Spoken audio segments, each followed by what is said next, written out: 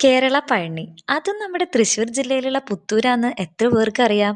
250-ലേറെ പടികൾ കയറി വേണം നമുക്കവിടെ അമ്പലത്തിലേക്ക് എത്താനായിട്ട്. ഇനി പടികൾ കയറിയിട്ട് ക്ഷീണം തോന്നുവാന്ന്ച്ചാ സൈഡില് വിശ്രമിക്കാനുള്ള സ്ഥലവും ഉണ്ട്. പടികൾ കയറാൻ ബുദ്ധിമുട്ടുള്ളവരാന്ന്ച്ചാ അമ്പലത്തിലേക്ക് വണ്ടി എത്തുന്ന തരത്തിലുള്ള റോഡും അവിടെ ഇണ്ട്ട്ടോ. മേലെ എത്തി താഴോട്ട് നോക്കുമ്പോഴുള്ള വ്യൂ ആണേ ഇത്. എന്ത് ഭംഗിയല്ലേ കാണാനായിട്ട്. ഞങ്ങളിന്നിവിടെ വന്നത് മോളുടെ തല മുണ്ടനം ചെയ്യാനായിട്ടായിരുന്നു.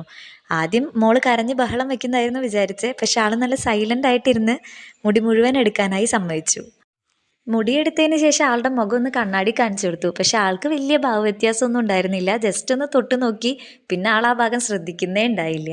അത് കഴിഞ്ഞതിന് ശേഷമാണ് നമ്മൾ അമ്പലത്തിന്റെ ഉള്ളിലേക്ക് ദർശനത്തിനായിട്ട് കയറിയത്. അമ്പലത്തിനകത്ത് വെച്ചായിരുന്നു തലയിൽ ചന്ദനമൊക്കെ തേച്ചേട്ടോ. അതിനുള്ളിൽ കാവടി എടുത്ത് വലം വെക്കുക അങ്ങനത്തെ കുറച്ച് വഴിപാടുകളൊക്കെ ഉണ്ടായിരുന്നു. അതിനുശേഷം പുറത്തിറങ്ങി അവിടെ അമ്പലത്തിൻ്റെ തന്നെ അന്നദാനം ഉണ്ടായിരുന്നു. അവിടുന്ന് കഞ്ഞി കുടിച്ചു. വയറും നിറഞ്ഞു മനസ്സും നിറഞ്ഞു ഞങ്ങൾ തിരിച്ചു പോന്നു.